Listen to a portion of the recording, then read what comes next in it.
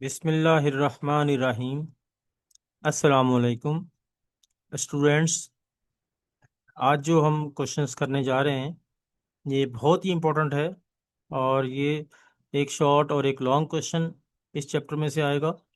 और इसमें total marks देखें तो ये 12 नंबर बनते हैं। 4 मार्क्स शॉर्ट क्वेश्चन के हैं और 8 मार्क्स जो हैं वो लॉन्ग क्वेश्चन के हैं। तो आज हमारी कोशिश होगी कि किसी तरह से आज इस चैप्टर को ख़त्म कर लें, और ताकि बच्चा इसमें से कोई क्वेश्चन मिस ना करके आ सके। तो इसको अच्छी तरह से समझें, बहुत आसान चैप्टर है।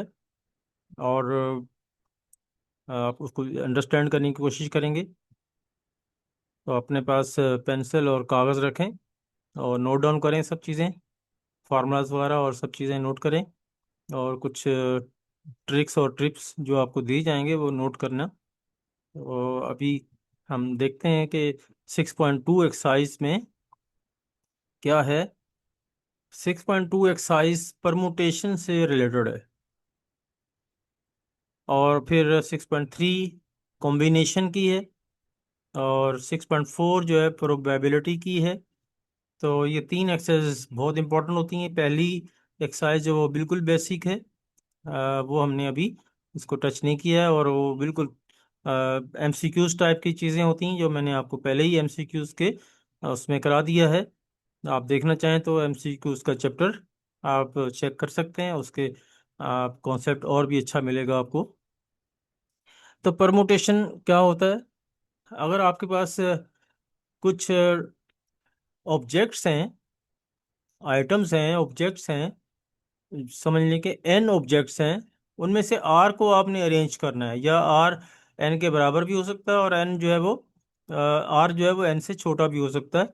इनको अरेंज करना है। तो एक ही टाइम में उनको अरेंज करने के लिए किसी भी ऑर्डर में अरेंज करेंगे, तो जिसमें ऑर्डर जो है वो आपका इम्पोर्टेंट होता है। तो इस तरह की अरेंजमेंट को हम परमुटेशन कहते हैं। परमुटेशन का जो फार्मूला है ये एन पी आर होता है।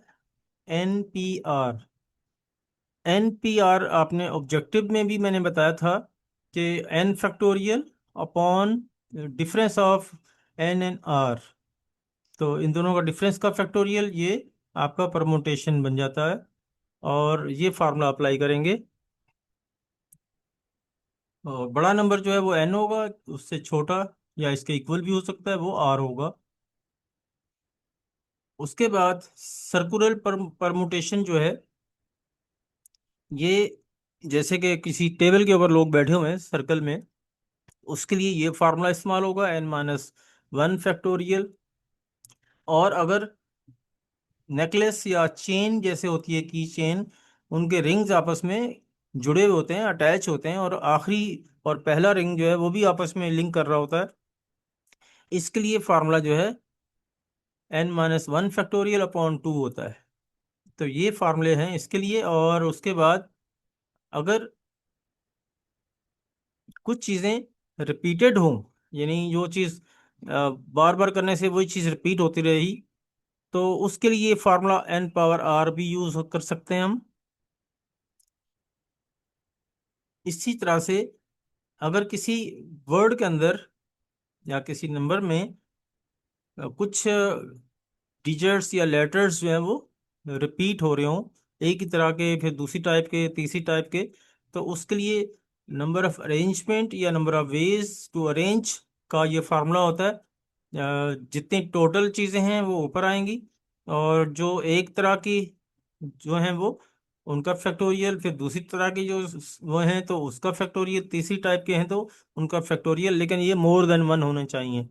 अगर इक्वल टू वन होगा तो फिर 1 फैक्टोरियल तो वन ही बन जाता है, इसलिए इसको हम लिखते नहीं है।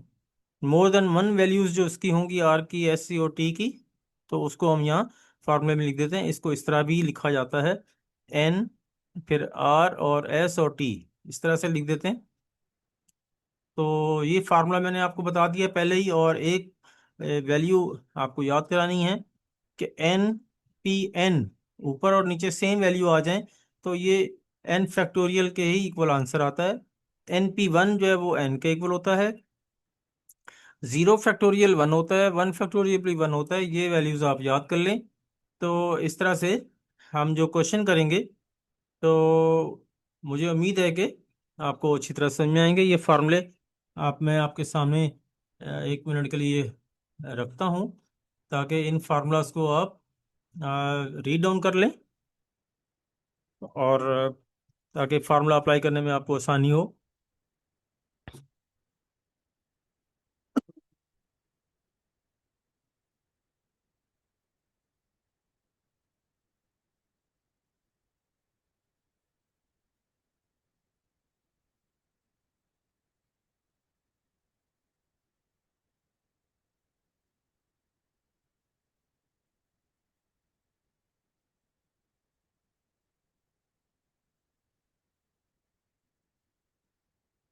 अब ये फार्मूले आपने याद कर लिए होंगे, और उसके बाद आप देखें, ये फार्मूलाज भी आप इसको नोट डाउन कर लें। तो फिर हम आगे बढ़ते हैं।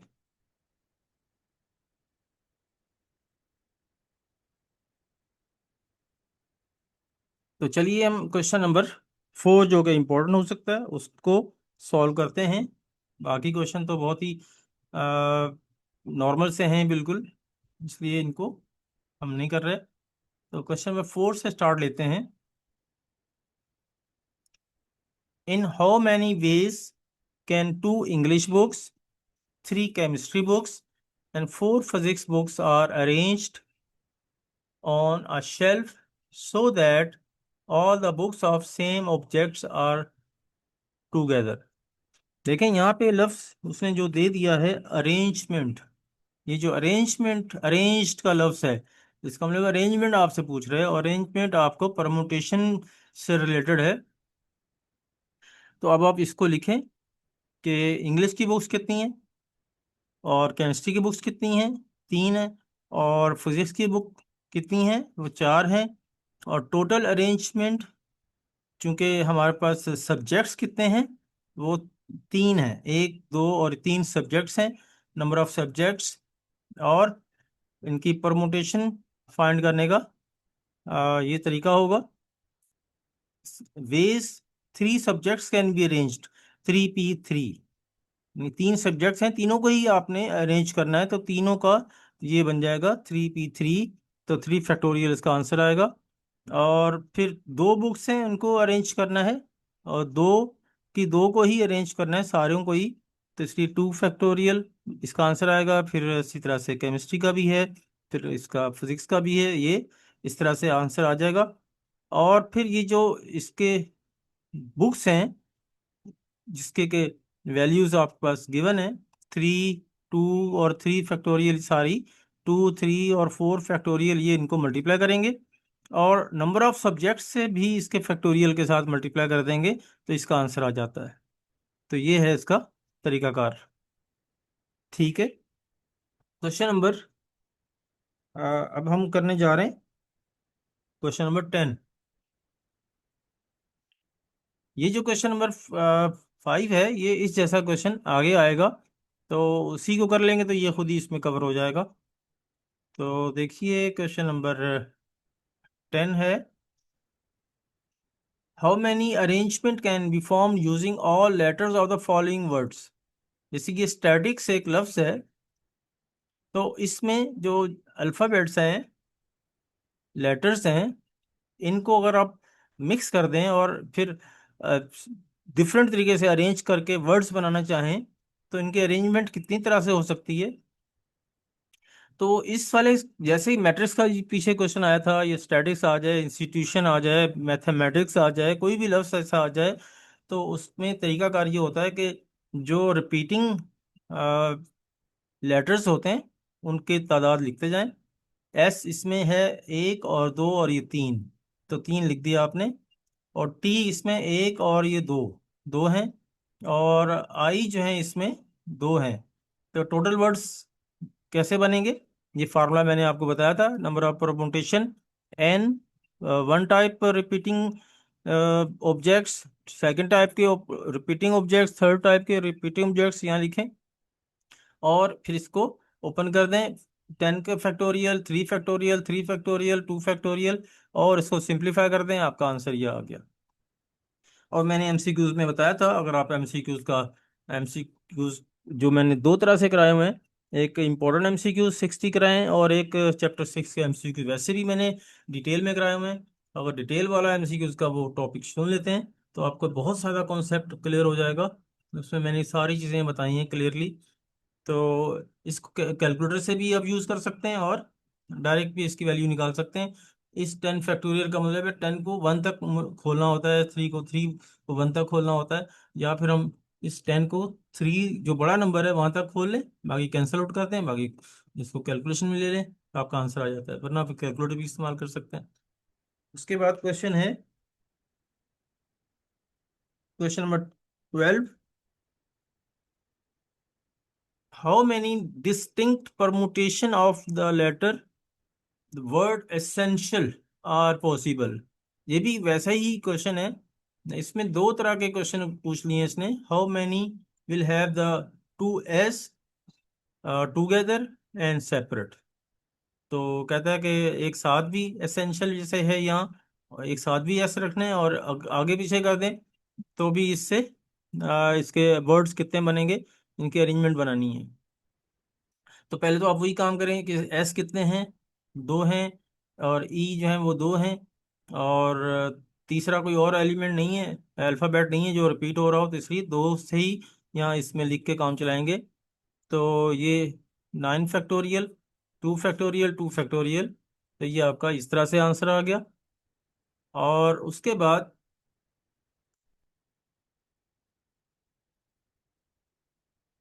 ये इसका आंसर निकाल लिया हमने।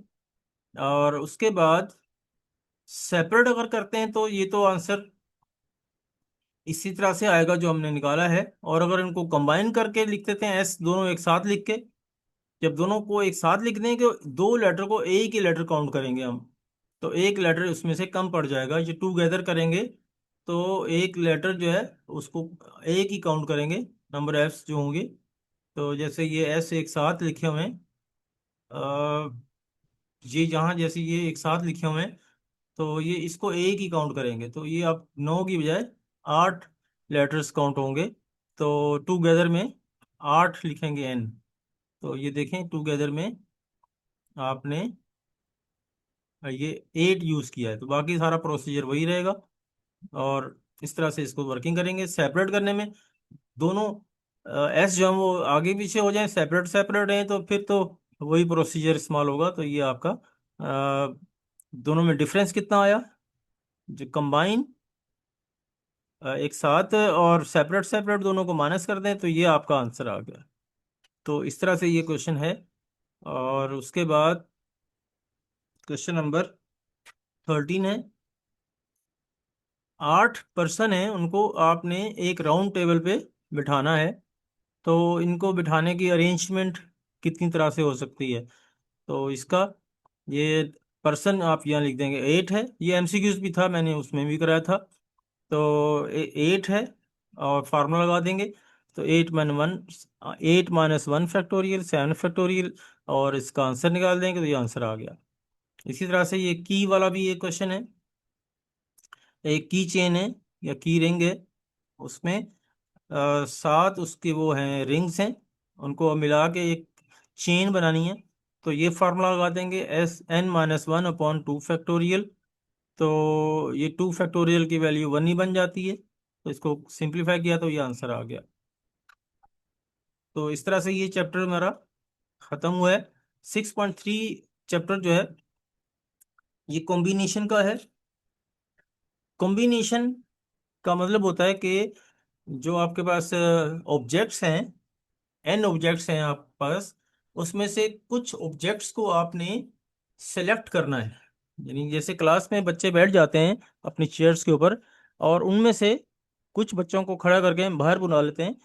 तो हमने सिलेक्शन कर ली उनमें से, किसी को मॉनिटर बनाना है या प्रीफेक्ट बनाना है उसके लिए बाहर निकाल लिया। तो अरेंजमेंट पहली क्लास उठा ली, बिठाने के बाद अरेंज कर लिया उनको, फिर उसके बाद आपने उसमें से सिलेक्ट किए, तो ये कॉम्बिनेशन कहलाएगा। तो कॉम्बिनेशन में ये फार्मूला इस्तेमाल होगा एनसीआर का। तो एनसीआर, एन पी आर के ही तरह होता है, लेकिन उसमें ये आर का फर्क होता है। इसका मतलब N P R upon R factorial, ये फार्मूला भी होता है, एमसीक्यूज के लिए याद कर लेंगे, कभी पूछ भी सकता है। तो एन फैक्टोरियल अपॉन नीचे वाला का फैक्टोरियल, और फिर दोनों का डिफरेंस का फैक्टोरियल, तो ये एनसीआर है। अब इसमें एक चीज आप नोट करें, जहां एटलीस्ट आपसे कहेगा क्वेश्चन में, तो इसका मतलब है एक या एक से ज्यादा, यानी एक से ज्यादा कितने भी हो सकते हैं, जितनी लिमिट एंड तक जाए। और एट मोस्ट का मतलब है, एट मोस्ट टू का मतलब है दो या उससे कम, यानी मैक्सिमम दो तक ले सकते हैं, उससे ज्यादा नहीं ले सकते। दो से कम तो ले सकते हैं, दो से ज्यादा नहीं ले सकते। एट मोस्ट जहां भी लफ्ज आ जाए, इसके बड़े खास मीनिंग होते हैं, इसको आप नोट कर लें। तो एट मोस्ट जहां भी आए तो उसका मतलब है बस मैक्सिमम इतने होने चाहिए, उससे कम जितने मर्जी हो जाए, जीरो भी हो सकता है। और एट लीस्ट का मतलब है, एट लीस्ट टू का मतलब है तो दो तो होने ही है, उससे ज़्यादा जितने मर्जी वो ले ले। तो ये आप इसकी मीनिंग अपने जहन में रख लें। इसी तरह से एन सी एन का मतलब होता है वन, एन सी जीरो का मतलब भी वन होता है, एन सी वन। अच्छा, एन सी आर को इस ब्रैकेट की तरह भी लिखा जाता है, और मेरी आदत इस तरह की है कि ये ब्रैकेट ही यूज करता हूँ मोस्टली। तो ये इसका मतलब और इसका मतलब एक ही है, इसका और इसका एक ही मतलब है। तो देखें, एन सी वन एन के इक्वल होगा, और N C N minus one, तो अगर एक नंबर ऊपर बड़ा है तो नीचे एक नंबर उससे छोटा है, तो ये बड़े नंबर के ही इक्वल इसका आंसर आता है। तो ये एक प्रॉपर्टी है इसकी, एन सी आर और एन एन माइनस आर, तो ये इसके ही इक्वल होता है, मैंने आपको बता दिया, तो ये उसी के इक्वल ले लेते हैं हम। अच्छा, दो इस तरह के कॉम्बिनेशन के फार्मूलाज को हम ऐड कर रहे हैं, एन एन सेम है, और एक में छोटा नंबर है, एक में बड़ा नंबर है, तो ऊपर का नंबर में तो एक ऐड कर देंगे, और नीचे वाले जो छोटा नंबर है उसमें वन ऐड करेंगे, तो ये आंसर आ जाएगा, या बड़े वाला नंबर है जिसे लिखते हैं। तो ये तरीका है इसका। अच्छा, इसका एक क्वेश्चन आएगा, ये जो मैंने आपको फार्मूला बता रहा हूँ, 10 total triangles from polygon. Polygon जिसकी बहुत सारी साइड्स होती हैं, पॉलीगॉन कहते हैं। तो अगर आप उसमें से ट्राइंगल बनाना चाहें तो ये एन सी थ्री का फार्मूला है, और total diagonals from a polygon बनाना चाहें तो ये N C two minus N formula है। तो ये फार्मूला याद कर लें। ये क्वेश्चन मैं आपको सिर्फ बता दूंगा, कराऊंगा नहीं, क्योंकि जो वैल्यू होगी वहां पे कि ट्राइंगल की साइड्स कितनी है वो यहाँ लिख देंगे, बाकी तो आंसर ऐसे ही निकल आएगा। अच्छा, यहाँ पे एंड और बहुत खास मीनिंग रखते हैं आपकी इस स्टेटमेंट में, तो इसको बहुत गौर से पढ़ा करें, क्योंकि एन एंड और मीनिंग रखते हैं। जहाँ और का लफ्ज इस्तेमाल करेगा वहाँ प्लस लगाएंगे, जैसे कि मैंने एमसीक्यूज में भी समझाया था ये अच्छी तरह से। और जहाँ एंड का लफ्ज आए वहाँ मल्टीप्लाई करेंगे। अब हम इसके क्वेश्चन की तरफ जाते हैं, एक्सरसाइज 6.3 के क्वेश्चन नंबर 5 से स्टार्ट लेंगे। पहले वाले क्वेश्चन ज़रा सिंपल से हैं, इसलिए हम अभी उनको नहीं कर रहे, टाइम बहुत शॉर्ट है हमारे पास, आज का ही दिन है, क्योंकि प्री इंजीनियरिंग का पेपर होने वाला है, तो इसलिए हम उनको चाहते हैं कि फैसिलिटेट कर दें। The members of a club are 12 boys and 8 girls. एक क्लब है, उसमें 12 लड़के हैं और 8 लड़कियां हैं। In how many ways a committee of 5 members be formed. 5 लोगों की कमेटी बनानी है, इतने बॉयज में से और इतने गर्ल्स में से। दूसरा क्वेश्चन है, अ committee of 4 boys and 3 girls be formed. तो देखें, टोटल बॉयज आपके पास हैं 12, गर्ल्स हैं आपके पास 8, तो टोटल मेंबर्स आपके हो गए 20। अगर आपसे बाउंड ना करे आपको कि कितने कमेटी में इतने बंदे चाहिए, ना वो गर्ल्स को काउंट करें ना बॉयज़ को, तो फिर तो आप ये कर देंगे 20 यहाँ लिख देंगे टोटल। और कमेटी कितने लोगों की बनानी है? 5 लोगों की। तो ये आप इसको सॉल्व कर दें, आपका आंसर आ जाएगा। और दूसरा है, अ committee of 4 boys and 3 girls be formed. तो अब आप क्या करेंगे, 4 बॉयज लेने हैं और 3 गर्ल्स लेनी है, और टोटल बॉयज हमारे पास 12 हैं और गर्ल्स जो है हमारे पास 8 हैं। तो इसका मतलब है बॉयज टोटल ऊपर, और जितने इस कमेटी में बॉयज शामिल करने हैं वो नीचे लिख देंगे। इसी तरह से टोटल गर्ल्स जो हैं वो ऊपर लिख देंगे, और जो गर्ल्स उसमें से कमेटी में लेनी है उनको आप नीचे लिख देंगे। और इसको एक्सपेंड कर दें तो आपका आंसर आ गया। ये बहुत सिंपल से क्वेश्चन है। उसके बाद क्वेश्चन नंबर 6 भी है इम्पोर्टेंट। एक बॉक्स है, उसमें 7 रेड बॉल्स हैं और 6 ब्लैक बॉल्स हैं। How many ways 5 balls be selected such that exactly 3 are red. तो अब इसका डाटा बनाएं। टोटल रेड बॉल्स कितनी है? 7 है। और टोटल ब्लैक बॉल्स 6 है। और नंबर ऑफ बॉल्स आप उस बैग में से अ, बगैर उसको बैग में देखे हुए निकालना चाह रहे हैं। तो 5 बॉलें निकालनी है। तो उसमें से वो देखना चाह रहा है कि आप उसकी उसमें क्या उसका है सिलेक्ट करने का, कि 3 रेड ही निकले। तो रिमेनिंग आपके पास कितनी बच गई? रिमेनिंग ब्लैक बॉल्स 2 हैं। अब 5 निकाली हैं, 3 तो रेड हो गई, बाकी तो कितनी ब्लैक बच गई? 2।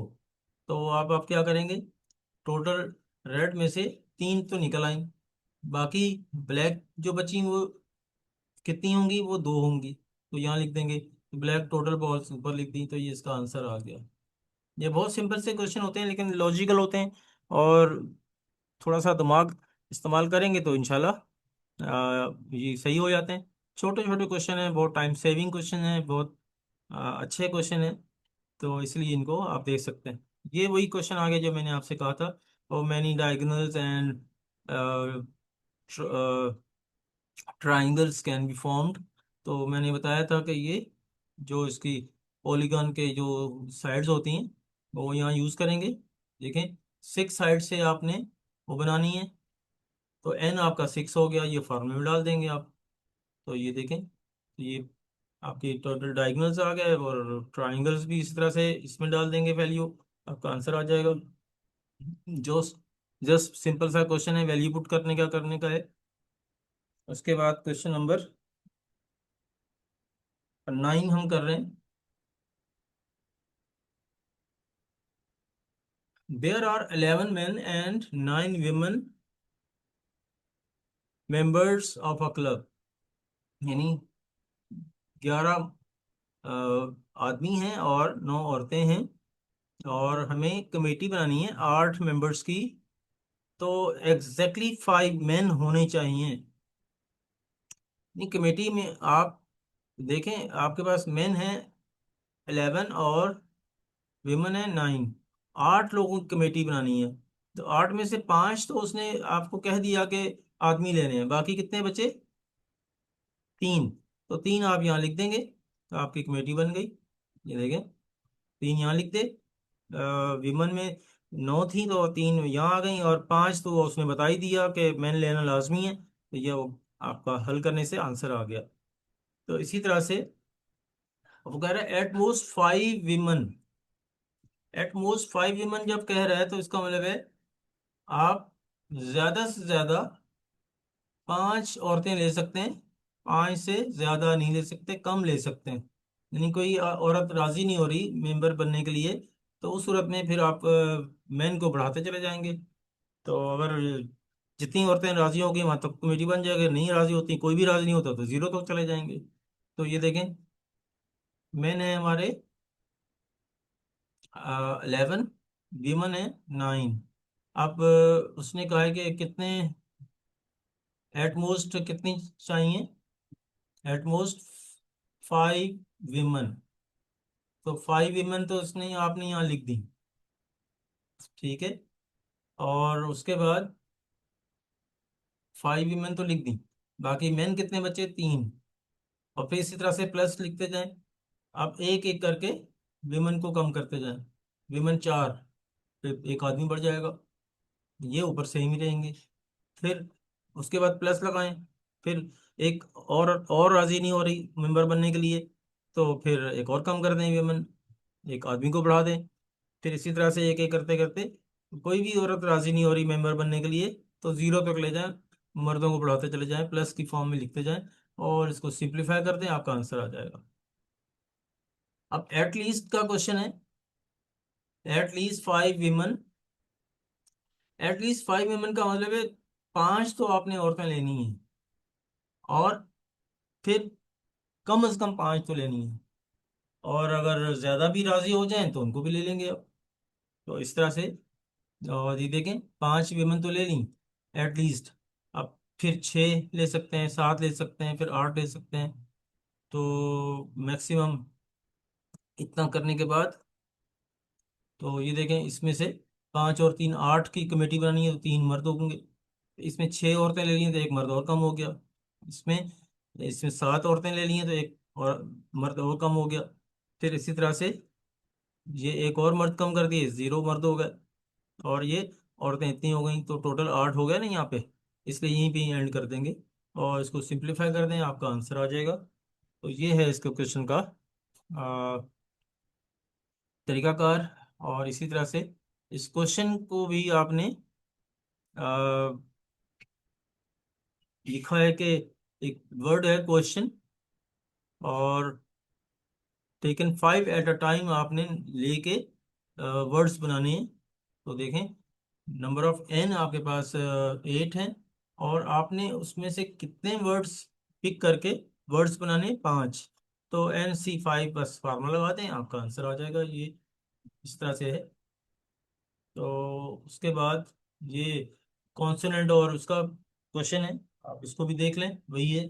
कॉन्सोनेंट आपके, ये वोवेल आपके 5 होते हैं, बाकी 7 उसने ये कॉन्सोनेंट यूज करने को कहे हैं, ये देखें। तो नंबर ऑफ वेज आप बनाएंगे, तो इसी तरह से ये कर देंगे।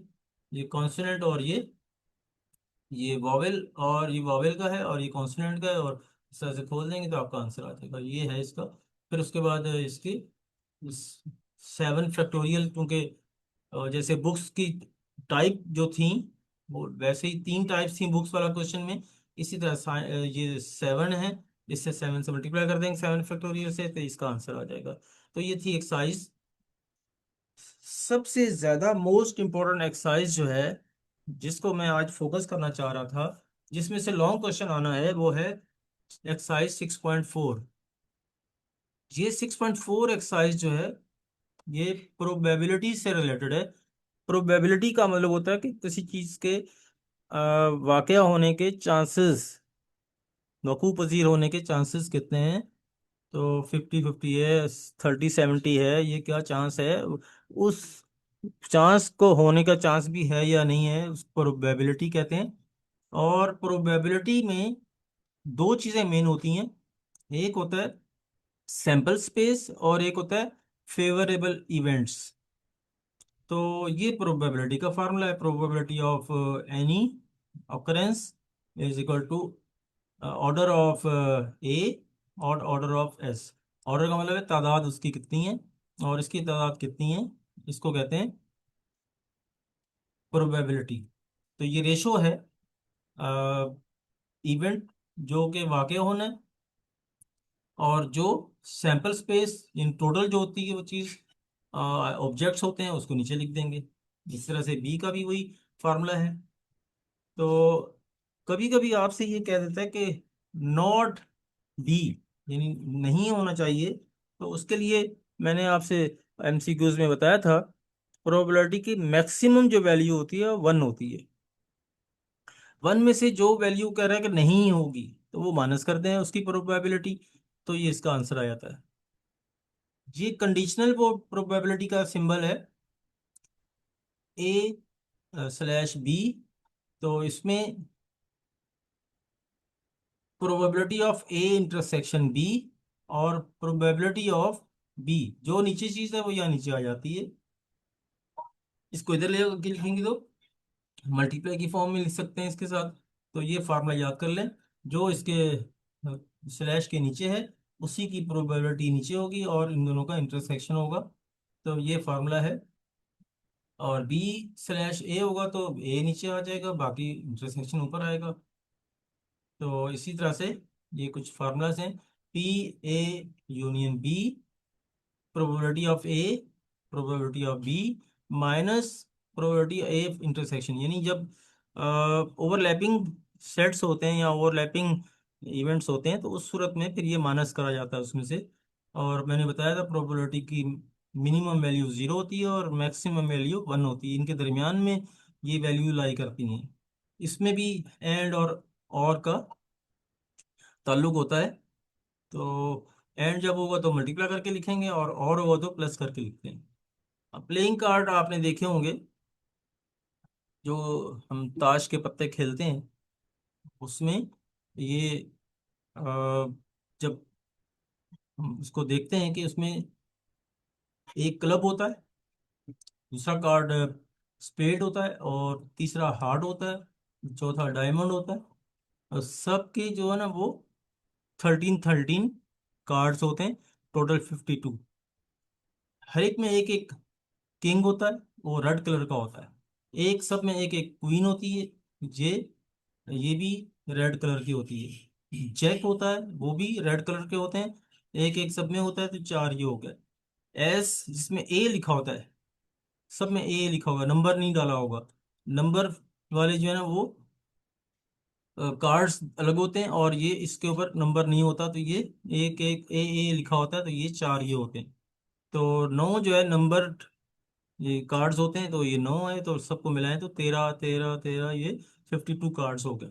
तो इस तरह से जब इसका कोई क्वेश्चन आएगा तो ये दोबारा से डिस्कस करते हैं। अभी हम अपने क्वेश्चन की तरफ चलना चाहते हैं। पहला क्वेश्चन है, two fair coins are tossed, find the probability of getting same faces, all heads, at most one head, at least two head tails, at least one tail। तो पहले आप ये देखें कि दो फेयर कॉइन्स जो हैं आपको टॉस करते हैं, तो उसमें से आपके पास हेड्स कितने होते हैं? अ, एक हेड होता है और एक टेल होता है।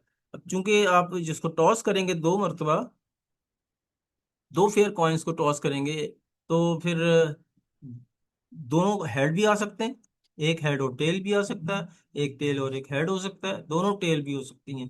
तो ये हो गया इसका सैंपल स्पेस। तो अगर ये एक ही कॉइन होता तो एक हेड और टेल होता बस खाली। तो चूंकि दो हैं तो इसमें चार बन गए, और तीन कॉइन्स को एक साथ टॉस करें तो आठ बन जाएंगे। तो हेड हेड हेड और हेड हेड टेल, इस तरह से आगे कोई क्वेश्चन आएगा तो बताएंगे। तो इस तरह से ये आपके पास सैंपल स्पेस की तादाद चार हो गई। सैंपल स्पेस है, सब पूरे उसमें लिखे गए हैं कि कौन कौन से हैं, और सैंपल स्पेस की तादाद ऑर्डर या एन ऑफ एस लिखते हैं या ओ ऑफ एस लिखते हैं। तो ये चार हो गए। अब जो जो क्वेश्चन आपसे मांगता जा रहा है उसका जवाब देते जाएं। कह रहा है कि सेम फेस, सेम फेस वाले कितने हैं आपके पास? है एक ये सेम फेस वाला है और एक ये सेम फेस वाले हैं, तो दो ही हैं। तो आप प्रोबेबिलिटी क्या बनेगी? Probability of same face equal to order of same face upon sample space, order of sample space. दो ये हैं, सैंपल स्पेस की जो ऑर्डर है वो चार है, इनको डिवाइड करें 1/2, आंसर आ गया। और ऑल हेड सिर्फ दोनों हेड जो है वो एक में ही है, तो ये 1/4 हो गया। At most one head, at most one head, तो मतलब मैक्सिमम एक हेड होना जरूरी है, ठीक है। और देखें दो ये हो गए, तो 2/4 इसका आंसर आ गया। एटलीस्ट तो इसका मतलब है एक ही है, टू टेल्स वाला। तो ये 1/4 हो गया। तो एटलीस्ट वन टेल, तो इसमें एटलीस्ट वन टेल यानी इसमें एक कम से कम टेल हो। एक टेल ये है, एक टेल इसमें भी है, एक टेल इसमें भी है। तो तीन टेल वाले हो गए।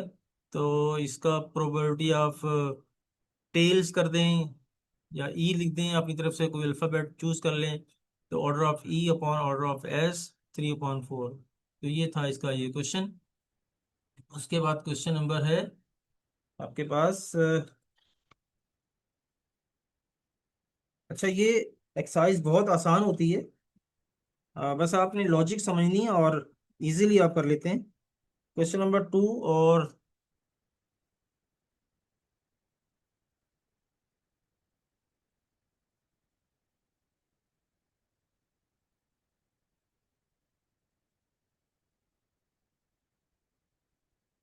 ये क्वेश्चन नंबर 2 है। Two dice, one red and other green, are rolled. दो अलग अलग कलर की डाइस हैं, एक ही बात है इससे। ये खाली डाइस ही कहते तब भी वही बात है, रेड और ग्रीन करते तब भी कोई बात नहीं है, लेकिन बस ये दो डाइस हैं, उनको आपने रोल कर दिया। और नंबर ऑफ डॉट्स यानी उसके बाद जो डॉट लगे हैं, 1 डॉट, 2 डॉट, 3 डॉट, 4 डॉट, वो अ, उनको हमने सॉल्व करना है इस तरह से कि the number of dots on the top are added, find the probability of getting a sum of 8, 10 and 12। तो तीन पार्ट हैं। पहले तो आप ये इसका सैंपल स्पेस बनाएं। सैंपल स्पेस बनाने के लिए आप क्या करेंगे, 1 2 3 4 5, फिर 1 2 3 4 5 6, इस तरह सब में लिख के फिर यहाँ पे 1 2 3 4 5 6 इस तरह से करके ये पूरा कर दें। 36 ये बन गए। तो किसी भी तरीके तरीके से कर सकते हैं, 1 1 2 1 2 1 3 1 4 1 5 1 6, इस तरह से किसी तरह से भी करें तो ये 36 बनेंगे। और फिर अब वो कह रहा है कि इनमें से कौन से ऐसे हमारे पास सैंपल स्पेस में से वैल्यूज हैं कि जिनको प्लस करें तो 8 आंसर आए। तो देखें, इसमें तो आपके पास 7 आंसर आ रहा है, इसमें तो कोई भी नहीं है इसमें। इसमें ये 6 7 और ये एक आ रहा है, एक ही हो गया इसमें। दो इसमें है, 5 और 3 8, तो एक इसमें है। और इसमें भी एक है, 4 और 4 8। और इसमें 5 और 3 8 है। और उसके बाद इसमें एक 6 और 2 8 है। तो ये सारे काउंट करके लिखें सारे कितने बने, 1 2 3 4 5। तो 5 हैं इसके इवेंट। सैंपल स्पेस में 36, तो 5/36 इसका आंसर आ गया।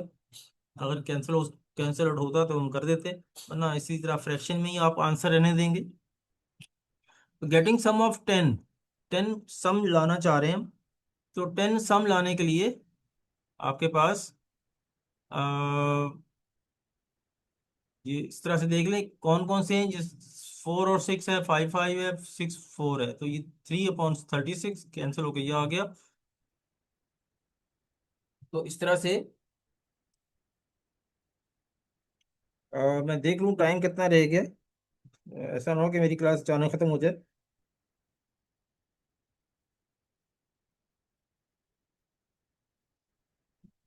आई थिंक मेरी क्लास खत्म होने का टाइम होता जा रहा है। तो मेरा